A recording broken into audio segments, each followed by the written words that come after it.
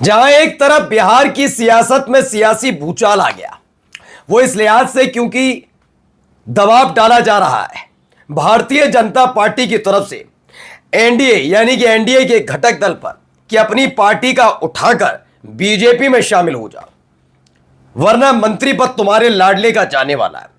लेकिन उस पार्टी के राष्ट्रीय अध्यक्ष ने बीजेपी के सामने घुटने नहीं टेके। आखिरकार वही हुआ, यानी कि उस राजनीतिक दल से ताल्लुक रखने वाले इकलौते मंत्री की कुर्सी अब नहीं बचेगी, यानी सम्राट चौधरी के कैबिनेट का एक मंत्री इस्तीफा देगा ही देगा। यहां से बगावत की शुरुआत हुई और ये सब जानते हैं कि इसके बाद जीतन राम मांझी और उसके बाद लोक जनशक्ति पार्टी रामविलास यानी चिराग पासवान निशाने पर रहने वाले हैं। लेकिन आज दो बड़ी खबरें बिहार से कि चिराग पासवान ने बागी तेवर दिखाए उपेंद्र कुशवाहा की पार्टी पर डाले जा रहे दबाव के बीच, यानी दोनों राजनीतिक दल अब सीधे तौर पर जनता दल यूनाइटेड को मजबूत करके बीजेपी को खास तौर पर बिहार में कंट्रोल में रखने की कोशिश कर रहे हैं। तो वही दूसरी तरफ खबर हमने आपको दिखाई थी, उद्धव ठाकरे और एकनाथ शिंदे साथ आ रहे हैं। लेकिन क्या सिर्फ इतना ही मामला है? नहीं, खबर यह है कि आप 10 तारीख को बड़े जोर शोर के साथ भारतीय जनता पार्टी ने नेहरू जी का रिकॉर्ड तोड़ने के एवज में खुशियां बनाई थी। अब यह खुशी काफुर होने जा रही है, क्योंकि एक दो नहीं कई राजनीतिक दलों ने मोर्चा खोल दिया है। क्या क्या होने जा रहा है एक एक खबर आपको दिखाऊंगा, और क्यों बेचैन नजर आ रही है बीजेपी कि मसला है मजबूत बैसाखियों का जो अब साथ छोड़ने के लिए तैयार बैठी है। नमस्कार, आज आपको दिखाने जा रहा हूं कि क्या क्या हुआ। मेरा नाम है प्रज्वल गौतम। कि बिहार की सियासत में कैसा उछल कूद महाराष्ट्र में, और महाराष्ट्र से होते होते दक्षिण भारत के एक राज्य से भी एक बुरी खबर बीजेपी के लिए आ गई है। सबसे पहले देखिए क्या हुआ यहां पर। कहा एक पद के लिए पार्टी समाप्त हो जाए मुझे मंजूर नहीं। उपेंद्र कुशवाहा का आरएलएम नेताओं को क्लियर मैसेज है। दरअसल बिहार विधान परिषद चुनाव में एनडीए ने उपेंद्र कुशवाहा के बेटे दीपक प्रकाश को टिकट नहीं दिया। उपेंद्र कुशवाहा को इस बात का अंदाजा हो गया था, क्योंकि लगातार पिछले कुछ दिनों से उपेंद्र कुशवाहा पर दबाव डाला जा रहा था कि वो अपनी पार्टी यानी आरएलएम को बीजेपी में विलय करा ले। अच्छा, होता क्यों है, क्या है, मैं बताता हूं आपको वजह। अब तक जनता दल यूनाइटेड को एक तरीके से कंट्रोल तो कर लिया है, लेकिन अभी भी उतने कंट्रोल पर नहीं है जेडीयू, क्योंकि सबसे बड़ा राजनीतिक दल है, बीजेपी से भी बड़ा है बिहार में, तो कि उतना ज्यादा कंट्रोल नहीं है कि आने वाले वक्त में अगर नीतीश कुमार हुंकार भरते हैं तो सम्राट चौधरी की कुर्सी बची रहे। ऐसे में तमाम छोटे छोटे राजनीतिक दलों को तोड़कर विलय अपने आप में कराकर उनके विधायकों के जरिए बहुमत हासिल करने की कोशिश की जा रही है। इसमें पहला नाम आरएलएम इसलिए है क्योंकि अगर केंद्र में साझेदारी देखी जाए तो कुछ नहीं है, लेकिन बिहार में भी देखी जाए तो बहुत कम है। इनके 4 विधायक, बेटा मंत्री भी आशीर्वाद प्राप्त, ना एमएलए ना एमएलसी। अब ऐसे में इनके सामने एक प्रपोजल रखा गया एमएलए आरएलएम के सामने कि आप विलय करा दीजिए।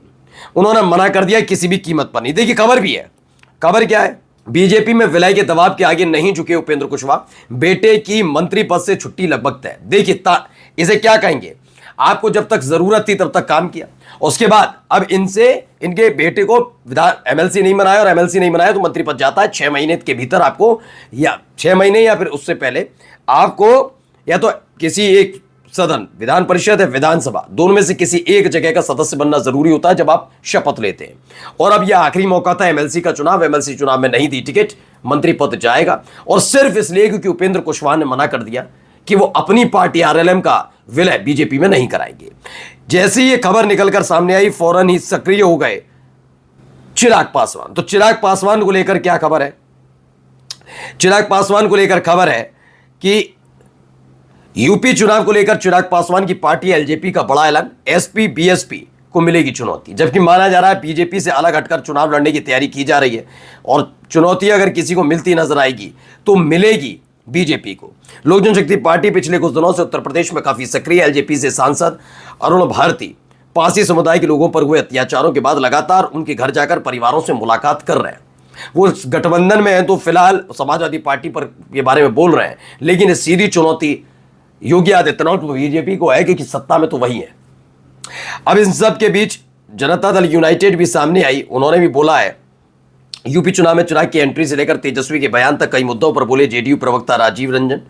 इसमें बताया गया है यूपी विधानसभा चुनाव में लोक जनशक्ति पार्टी रामविलास के प्रमुख चिराग पासवान की संभावित एंट्री को लेकर पूछे गए सवाल पर राजीव रंजन ने कहा कि किसी भी राजनीतिक दल को यह अधिकार है कि वह किन राज्यों में चुनाव लड़ना चाहता है।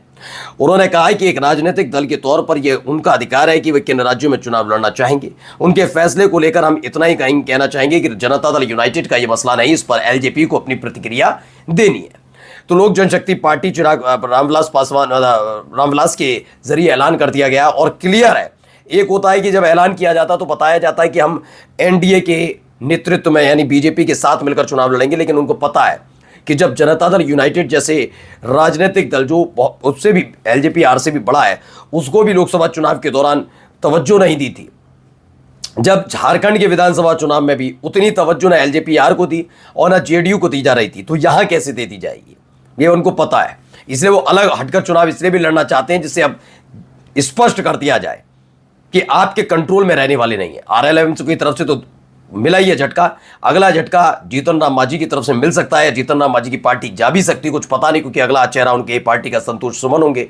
चिराग पासवान खटकते ही हैं उनकी आंखों में, क्योंकि वो जानते हैं कि युवा नेता है और सम्राट चौधरी के मुकाबले अगर देखा जाए तो चिराग पासवान की पॉपुलैरिटी कहीं ज्यादा है।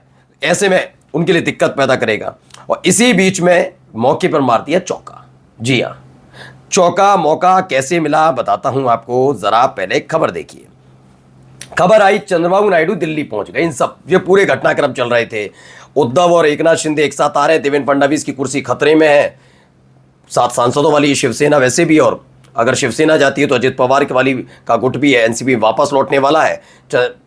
दूसरी तरफ अब आप देखिए चिराग पासवान 5 सांसदों वाले हैं, वो नाराज होते हैं तो उससे भी हालत खराब हो जाएगी। ऐसे मौके का फायदा चंद्रबाबू नायडू ने उठाया। ये सबसे बड़ी बैसाखी है। सबसे बड़ी बैसाखी होने के नाते चंद्रबाबू नायडू दिल्ली पहुंचे, उन्होंने पूरा का पूरा घटनाक्रम देखा। बिहार में नाराज हैं लोग, इधर महाराष्ट्र में भी सत्ता परिवर्तन के समीकरण मिलते नजर आ रहे हैं। ऐसे में पहुंचे और खेवनहार यही है आखिरी अब, ठीक है। कैसे, चाहे जेडीयू अब साथ रहे ना रहे उनके, लेकिन फिलहाल ये खेवनहार है। चंद्रबाबू नायडू दिल्ली पहुंचे, एनडीए और नीति आयोग की बैठक में होंगे शामिल, ये खबर आई। उसके बाद खबर निकलकर देखिए, आंध्र प्रदेश के विकास के लिए केंद्र से मदद मांगी।